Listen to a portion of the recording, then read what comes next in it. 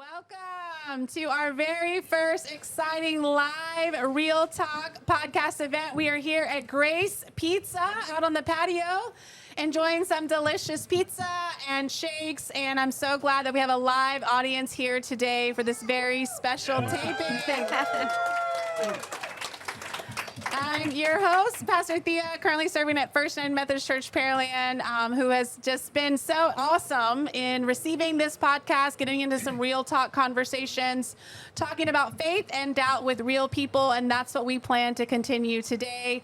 Also want to give a shout out to Pearland Podcast Studio, who's helped make this whole season possible, and I'm excited to share this event with all of you. Today, we're going to have a panel discussion about a very easy, light topic about heaven and hell. And you, audience members, are invited to participate. So there's a QR code. It's going to be back there. That's where you can text in your questions. Go ahead and scan it now. That way you're ready. You can post anonymously, which I highly encourage, unless you want us, because if I see your name, I might be deterred. Go ahead and text in your questions you already have about heaven and hell. If more come up during our discussion, you're welcome to text those in as well. I want to kick it off by just having each of my panelists here introduce yourself and just briefly, why did you say yes to this experience today? You can go ahead and start. Hey, my name is Lorenzo Hayes, and I was asked, so that's simple as that. And I'm always doing. I like the concept. I like being able to come out and help out the church any way I can. So that's why I say yes. I'm Lindsay, Pulido. I am a writer and a spoken word artist. I have a background in ministry and education. I said yes because I've seen Thea lift weights and I'm afraid of her. I think it's a really interesting topic and that nobody has the right answers. So I feel like I don't have to have all the wisdom. I get to just enjoy the discussion. And I'm Mike Thompson, and I'm here because I made the mistake of answering my phone when Thea called. And I have a hard time saying no, especially to Thea. Awesome. But no, in all seriousness, I think it's important that we get some other voices in the room, that it's not just the pastor that has all the answers, that we've all got an opportunity to share and think about what the Bible has to say to us. And it's important to get all the voices out there. Awesome. Thank you so much to each of you for saying yes, whatever your reasons are. And I love what Lindsay alluded to. The reason why I picked this topic is because it has come up in every circle I've been in recently. We were meeting for tacos in January and February, and it came up every single week as we discussed our faith. It's come up with families as they've been talking to their children, as their children have been asking that question. And even I visited our confirmation class a few weeks ago, and it came up multiple times. And so this is a topic people have questions about. And also my favorite thing about it is the United Methodist official stance on heaven and hell is we don't know. We have a lot of guesses, assumptions. The Bible gives us a lot of clues, but we actually believe that our time here on earth is probably more important since that's what we really do know.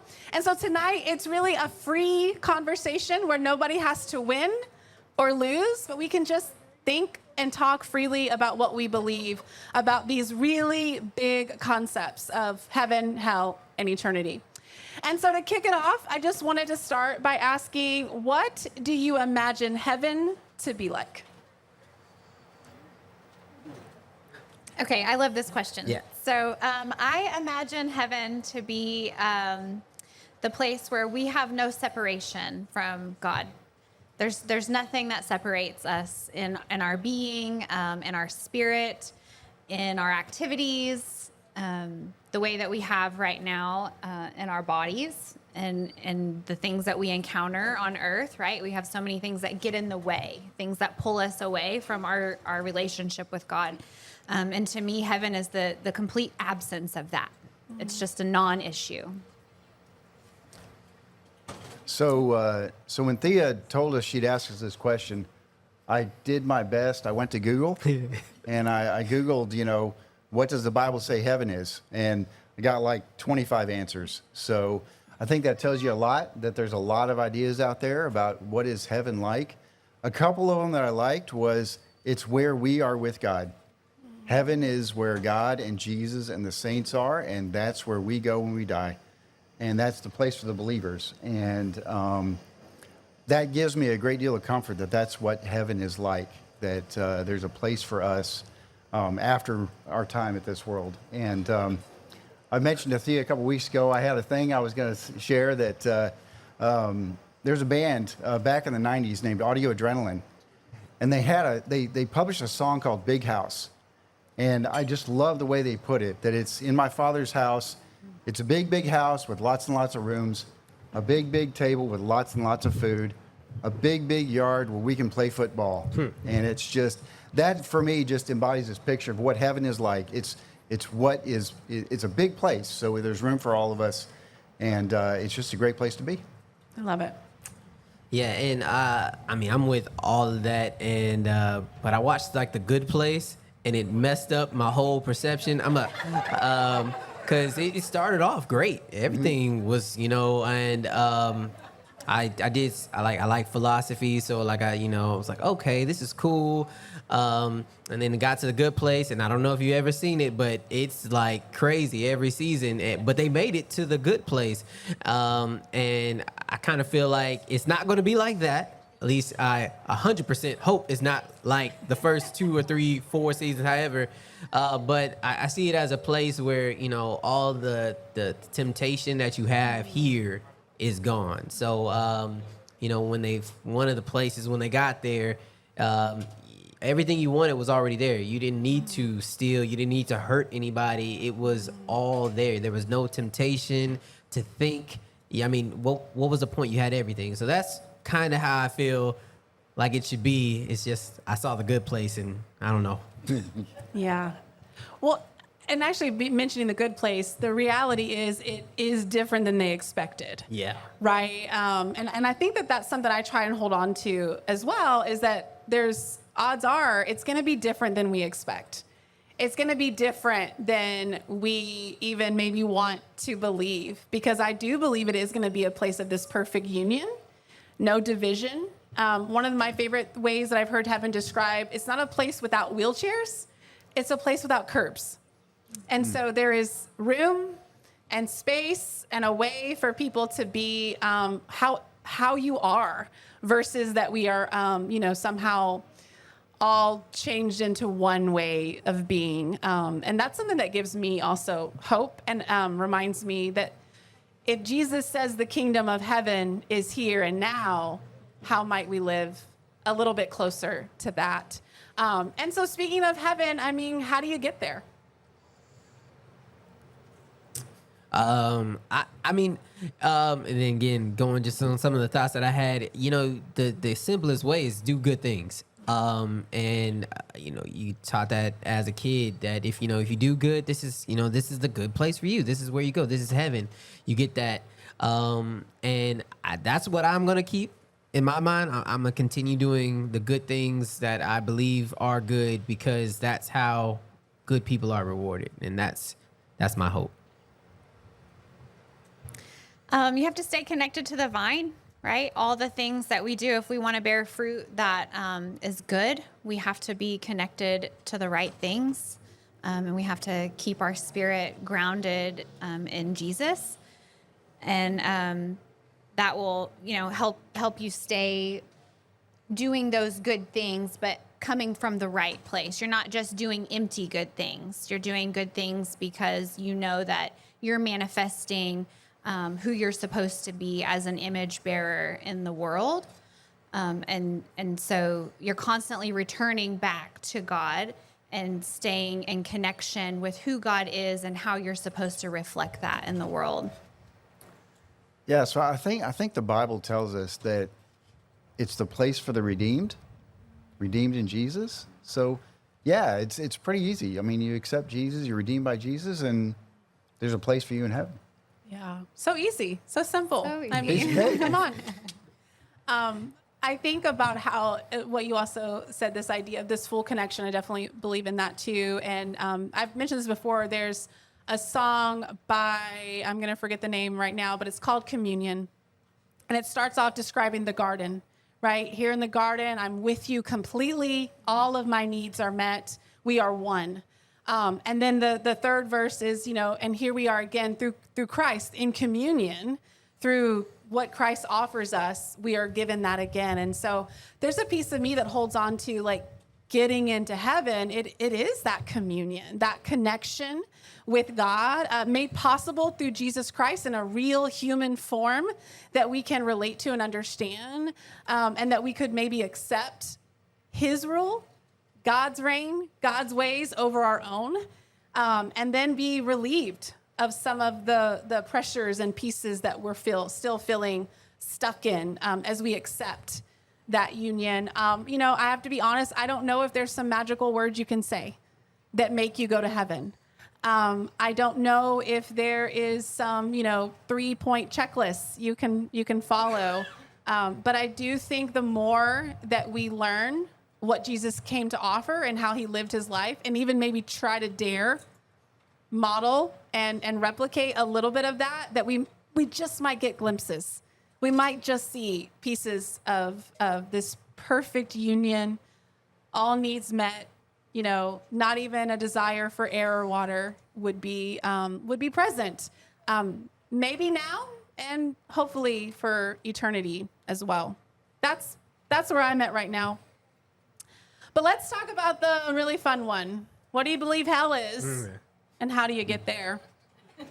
I was in an hour and 30-minute traffic today, so I mean, I'm pretty sure it's something. Yeah. I mean, I left work. I left home early. I'm like, I'm gonna make it on time. I'm gonna make it 30 minutes earlier, and I was like 30 minutes late than I normally am. And so I think it's something like that. Just constant frustration, 24/7. And there is absolutely no relief. That's what I would imagine, because that's what I feel. Yeah, I think Scripture actually says no rest. Right? There's no rest. No rest in traffic. Or traffic, either place. Yeah, they're synonymous tonight. So I think heaven, I said, was where you're in constant communion with the Lord, right? And so to me, hell is absolute separation. You're completely separated. And so that would be hell. Yeah. Maybe another way to think about it was I remember something one of our pastors preached many, many years ago. And he said, that, like the Bible says the wages of sin is death, that it's just dead. You're just dead. Which is another way maybe to think about you're just separated from God, is that it's not maybe being stuck in traffic forever, but it's just death. Yeah. And that seemed, again, so very simple to me that I kind of hung on to that that's what it is. And maybe we don't need to worry too much more than that. Yeah. Yeah, I've had people who maybe don't have faith or are struggling with their faith ask me, well, what if I believe and then there is no heaven? Then what? And I said, well, then you're dead. You won't even know that you're not in heaven, right? I mean, if your worst case scenario comes out, well, you'll be dead. And so why does it even, maybe matter? I also think about the scriptures who refer, to hell as a place of gnashing of teeth, right? This constant frustration, anger, resentment built up, boiling over. And whether that's in traffic, 100%. or in relationships, right? In the reality of the world. I've also, one of my favorite descriptions of hell is that we're all in the same room and we're all our backs are up against the wall, and there's one pot of food in the middle. And we all have really, really long spoons, like from the wall to the middle of the room. And we're all trying to feed ourselves with that spoon. And it's so big, and everybody's is in the way, and it's just a big mess, and nobody's getting fed. And that's hell. And heaven is that I realize that my spoon could feed you, and your spoon could feed her, and a place where we're actually feeding one another, and everybody's getting more than enough. And again, super simple. Can't say it's biblical, but sometimes I hold on to that as I maybe find myself in hellacious moments where my teeth are gnashing, where I am boiling over, feeling like I'm surrounded by flames of fire, maybe I'm trying to feed myself with a really big spoon instead of how I might be able to feed others. And again, just something I think about. And, like, I don't know what happens when we die. I have a lot of wishes, hopes, and questions. But yeah, the idea that maybe nothing is pretty hard to accept too. Yeah. Feels a little like hell. What other options might there be for heaven, hell, now, and in eternity? Is this the question about purgatory? Sure, go ahead. Let's get to it. Let's jump in. I don't want to leave that discussion. Oh, you're in it. Go ahead. But I mean, it's on the table, right? As another option, right? This liminal place of where you're still just not quite ready to go all the way to heaven, right? You've got some more sanctification to go through, or whatever happens in purgatory. But who's running it? Like, Yeah. like you've got Satan running hell, we've got God, the Trinity in heaven. So who runs purgatory? I'm sorry, I think I'm bringing more questions than answers. It's okay. That's okay. It's a good one. Yeah. Yeah, so maybe I would answer the question by saying, well, does it matter? What does it matter if there's anything else? If there's heaven, let's go for that. I love that. Yeah, I'm trying to keep it as simple as possible too. So, because that I don't know, because to me, I feel like if there's any like pause or any space in between, it's the space between your birth and death, and that's pretty much where it's at. Because I mean, if you're, like I said, your goal is to get to heaven, that there's it. Yeah, so you're living this life preparing for heaven, but let's not forget to live this life. Yeah. Live this life the way Jesus lived his life here, the way God would want us to live our lives. Yeah. So since you brought up purgatory, and this is actually a question that was asked as well, moving into Q&A. So if you got a question, go ahead and text that in. Is heaven or hell eternal? Do you believe that once you're there, you're there? Or is there maybe is there an out? I think Scripture points us to heaven being eternal, right? That's where my comfort. Yeah, I'll go back to my simple explanation. There's heaven, which I do believe is eternal, and there's hell, which is death, which is Kind eternal. of a forever thing. Yeah, kind of a forever thing as well. Yeah. So. Yeah, I'm gonna keep it simple on that too, because that's where I'm at too. So Can't let even me elaborate. So then let me throw a curveball. Actually, a confirmation class a couple weeks ago, someone defined purgatory as a place. Don't quote me. I don't know if I'm getting, but a place where you try to leave, but you keep entering the same room over and over again. Is that right, McKenna? Is that what was said? Something like that, right? And I thought to myself, the reason why I don't believe in purgatory is because my God would never trap me in a room I can't get out of, right? This God of love and goodness, mercy, redemption, renewal would never trap me really anywhere. And so it does force me to wonder, well, then am I trapped in heaven too? If I'm locked in the garden, is it actually paradise? If I'm stuck anywhere, would that also mean that I'm there? And I only bring that up because C.S. Lewis, a beloved Christian theologian, does make the hint that maybe there's a possibility that you could get into heaven, not be willing to accept the love, connection, closeness, perfection that is offered, and so be forced to leave. Now, I know that messes up a lot of theology and probably makes us all really nervous, and makes me nervous too. But there's just something of this idea for me of, if I'm locked anywhere, I'm not free. And what Jesus Christ shows me is that I'm made free. And that I would want and choose an eternal communion with him.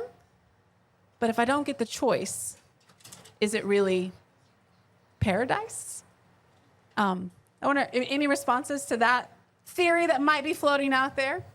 Yeah, you just blew my mind. I don't know. I seriously have never thought about it that way before.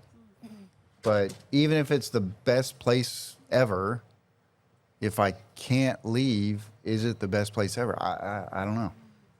I think you do have the choice. I think that's why it is an eternal gift. You get to choose if you want to spend eternity in communion with your Creator, or do you want to be somewhere else? Do you want death? Do you want separation? I think that is the choice.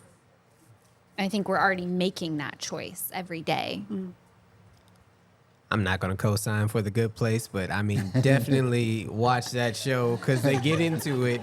But I know, right? But how I feel about it when I said like heaven is a place where you don't have that temptation anymore. Well, the moment you make that choice, you know, if you're given that choice, I don't see temptation being there, and I think that free will part is added to it because it's free will to do what? What are you tempted to do if you go to a place and you don't have that need, you don't have that desire to go anymore. So that's what I think of heaven is you get to a place and you don't want to go anywhere else. You don't want to do anything else but be there.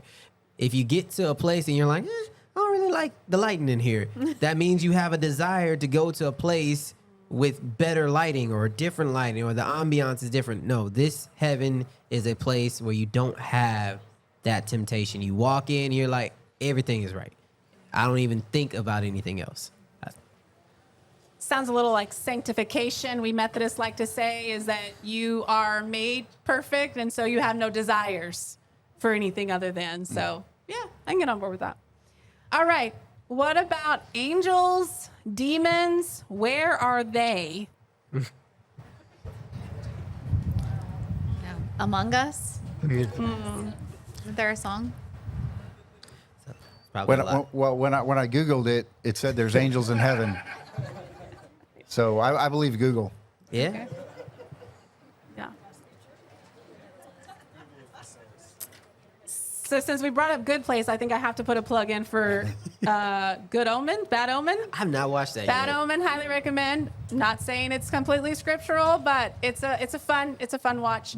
And what that kind of presents is this idea that the angels and demons are actually right here on earth. They have an eternal existence and they get pretty bored.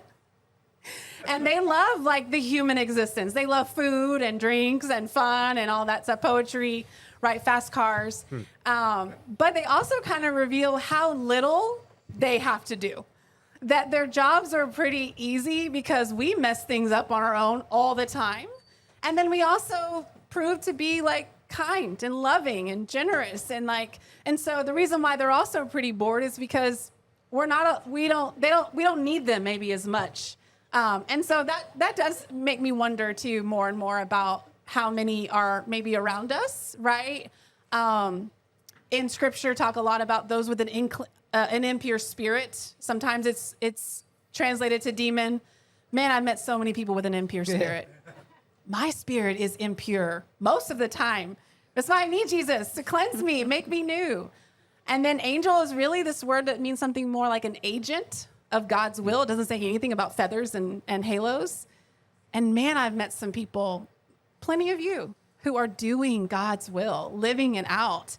And so I have to believe that, yeah, whether it's out of boredom or out of, this is their mission, here they are, right here with us. And maybe they'll be there too. They'll be in the other places as well. I don't know. Yeah. Any other thoughts on angels and demons? No, I can get on board with that. I think we recognize that we experience dark spirits, right? And we experience light. And some people maybe call those energies, right? Or you've got some negativity and then you've got positive energy. So I think whatever you want to label it, and tonight we can just, angels and demons, that's what they are.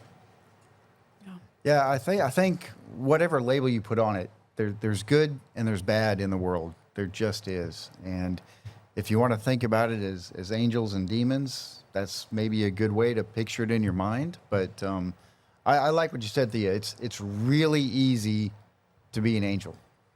It's not that hard to be an angel in somebody's life. And you just, keep that in mind.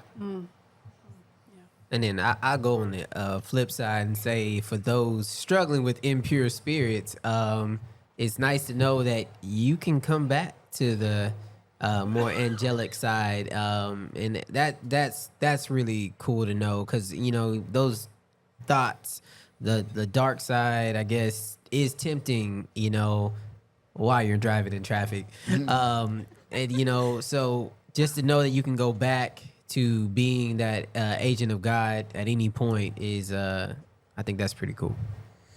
Yeah. And the TV show does a good job at that too. Yeah. It's not really a conversion, but there's a couple in there that are pretty exciting. Okay, another question from you guys. It was something about what kind of bodies, existence, if in heaven or hell, what are we like? Is there a form? Is there a shape? Is there a body? If it's a body, which body? Whose body? What do you think it might? How are we going to exist in these eternal spaces? I love this question. Jesus came in a body, right? He came in flesh. He came as a human. And so I believe that we're created in his image, and we have bodies, and bodies are important, and our bodies are holy. And I don't think that they just disappear. I think that, we're made new, and there's no more pain. Whatever is inflicting you, whatever the thorn in your side is, right? When you're made new, I think that's gone. But I think the body is something that's very holy to the Lord. Yeah, and I'm like on the thought process that there's a spiritual body. I don't know if it's biblical or if there was maybe like a philosophical question about like, hey, if you were to get injured, if you were to lose a limb, do you show up in heaven missing that limb? And I think their thought process was, no, there's a spiritual body, like all that you are made new, and I think that's kind of cool, because if you are, obviously something were to happen to you, like, your whole body's there, your spiritual body's there. Yeah, I'd like to think that when we die and go to heaven, there's something there, and it's not what we have here. Certainly not what we have here on the day we die. Because I'm not sure I want my body on the day I die. So some of y'all know my mom passed away a couple months ago. And she'd been ill for a while. And before she passed away, she'd mentioned, I'd really like to get better so I can go hiking again. And that's something I actually said at her service was that, Mom, guess what? You get to go hiking again.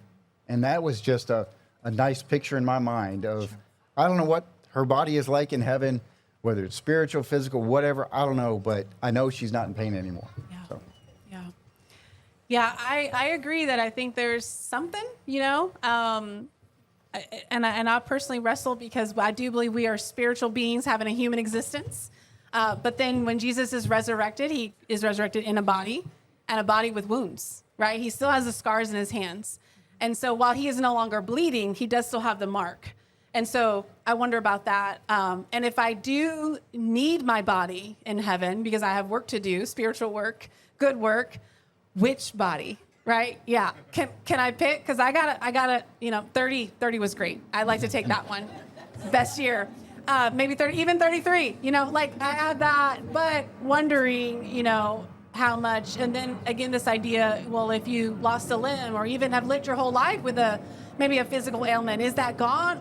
Or is the pain and stigmatism and maybe division because of it gone? Again, kind of back to that. It's not that we don't have wheelchairs in heaven. There's just no curbs.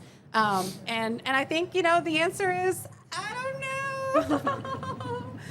And I wonder too, is that when I'm there fully, and maybe even a little bit experiencing now on earth in my physical body and all the ailments, that there'll become a place where that becomes less important, where it doesn't control me. It doesn't hold me, right? The fact that my body is not 33 anymore, and how I can maybe start to live with a little more acceptance of who I am in this body.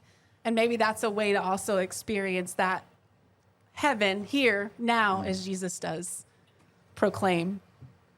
What about this? Who do you think is going to be in heaven, and who do you think might be in hell?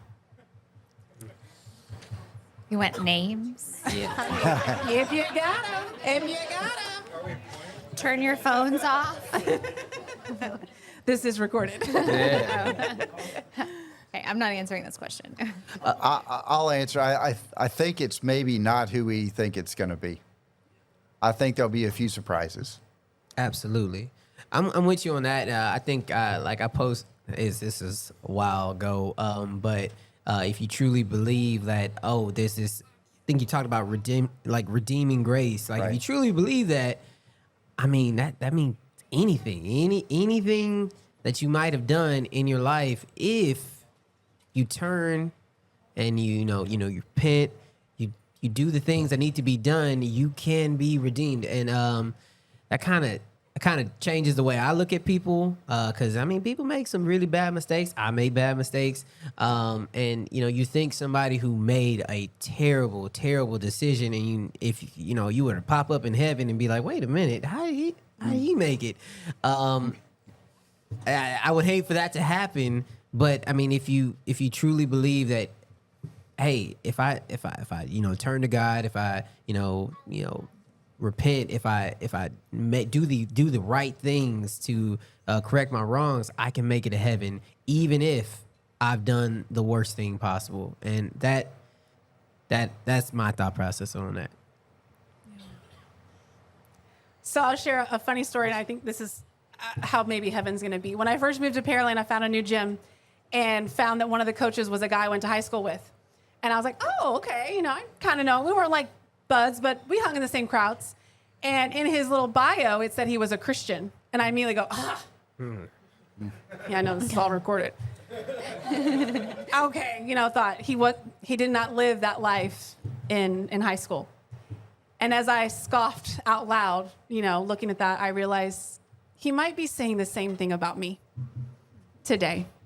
If he found out I, was in Pearland as a pastor. And I just think that's probably how it might be. That we would maybe scoff and think, no way. And someone might just be thinking the same thing about us too. And that maybe reminder for me that thank God I don't get to decide. Thank the grace and love and mercy of Jesus Christ that I am not the one who says who's in or out, because I wouldn't even make it by my own standards, right? And so I think that's something I also hold on to, that I believe firmly it's gonna surprise me, and I might surprise a few people when I show up too. All right, last question. Can you be a Christian? No, sorry. Can you not be a Christian? Well, let me reread it. Now I've forgotten how they worded it. It was a good one. Can you call yourself a Christian and not believe in hell or heaven? Can you call yourself a Christian and not believe in heaven or hell? Your expert answers. I guess I'll try to go first. So I think you can call yourself whatever you want. Yeah. It doesn't mean you're right. So, Fair. Yeah, I think you can call yourself a Christian and not believe in heaven or hell, but I don't know that that means you meet the definition of what God believes or Jesus believes his followers are.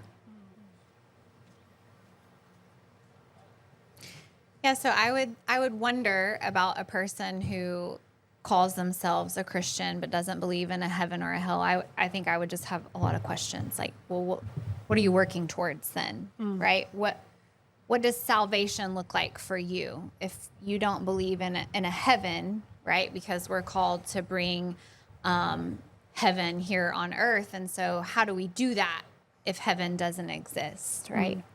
And without a hell, then you just get to do whatever you want.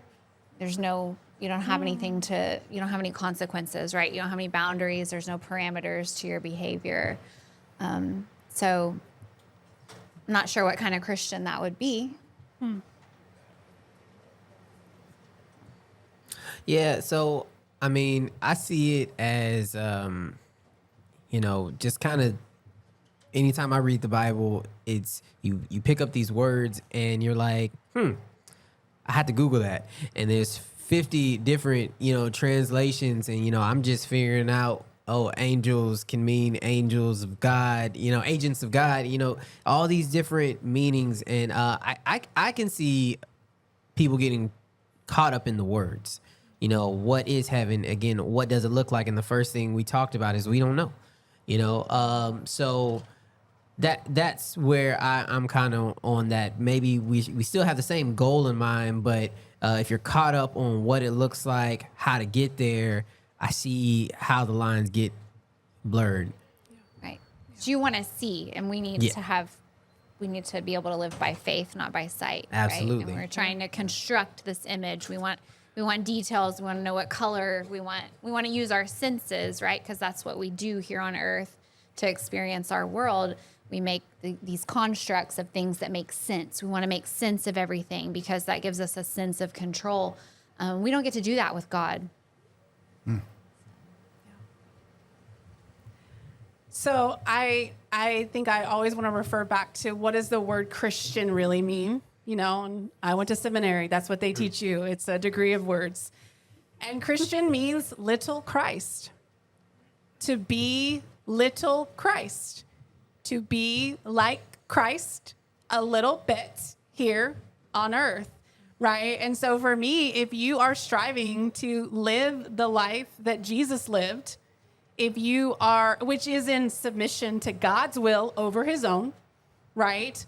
If you are striving to see people, move with compassion toward them, feed them, heal them, set them free from the chains of sin and death, then that's a Christian, I'm kind of on the boat of, and the heaven and hell stuff, well, you'll figure it out. We'll find out. Eventually. Right. And then also for me, I would tie it back to what does Jesus say about heaven? And he talks about it here and now more than he ever talks about it as an afterlife experience. Right. And so, and again, that for me gives me comfort of just of where I currently, serve in my denomination of, hey, again, we really don't know. But probably what we're doing right here and now, just like the life of Jesus is so important, maybe that's important too. How might we bring a little heaven wherever we go, and maybe even try and drive out the hell around us, right? And again, that's just where I'm at today. I don't know. We'll, once again, we'll figure it out. And I just want to close by actually offering each one of you a chance. So, if someone is really wrestling, right, and maybe not just curious, not just wondering, but maybe feeling I need to find these answers, what is the hope that you would offer them? I would offer the hope of finding surrender and rest in the here and now. When you can learn to just say, I don't know, and I don't have to figure it all out, and I can take my hands off of it, right? And you get to just embrace the mystery of God. That's where the real gift is, because when you think you can define God, that's not God. We want to package it up and make it easy to carry around, and that's not actually. We can't diminish the fullness of who God is and what God has in store for us. And so I would say just take your hands off, rest, relax, Yeah, I think I think about the fact that, the Bible tells us that we were made in God's image. That doesn't mean we were made perfect. So it's okay to not be perfect. None of us are perfect. We all screw up. We're all struggling to understand what it's all about, what to do next, how to be better, how to live a life of closer to Jesus. And we all struggle with it. So don't worry if you're struggling with it. We all of us are. Yeah, and I would kind of co-sign on that. My hope and what I keep is, we have a God that uses grace and mercy, and everybody needs grace and just that mercy on top. I mean, there's so much that we can do wrong in this life, but having a God that understands you for who you are because he made you kind of gives me that hope that if I could just get my life back on track like I'm supposed to, it'll all be redeemed. And I think my hope would be if you're asking, if you're wondering, if you're questioning, you're already a step there. You actually care enough to ask the question, to dare to wonder, to dare to dream and think. And that's better than ignoring God completely. And so I believe that's God's constant pursuit of you and your willingness to listen, your willingness to at least begin to think about turning toward God and what God has for you. Thank you to each of you. Would you give them like a round of applause? This was very vulnerable, real work. And thank you for asking your questions. The reason why we started Real Talk is because we really wanted to show that real Christians don't have it all figured out. We have a variety of ideas and decisions and discussions, and that's more than okay. We believe God is big enough that we can ask questions, we can disagree, and we can still love Jesus and trust that Jesus is doing good work through us in community. Thanks again for being here tonight. We're actually just going to close it up with a couple of songs, but you do not have to rush off. Stay. I'm happy to talk with some of you about these questions that you texted in. They got really specific, and so I'd love to do that. Also, on your tables, you are invited to our next series of Let's Talk About What We Believe. What we do is we just meet at taco places, Torchy's on the east side, Lupe Tortilla on the west side, and we're just going to talk about our faith. Same kind of thing we're doing now. There'll be no microphones and no cameras. It'll just be at your table, but I highly recommend for you to come. Bring your questions, bring what you think are the firm answers, and bring a friend who might be interested in having some real discussions about faith and God and all the messiness of people too. So thank you again for coming out to this first event. Thank you for tuning in, and we'll see you at season 2. Real Talk Podcast is produced by First United Methodist Church Pearland in collaboration with Pearland Podcast Studios, recorded here in Pearland, Texas. We invite you to check out our website at fumcpearland.org to check out additional events and opportunities for you to engage in real talk about faith and relationships.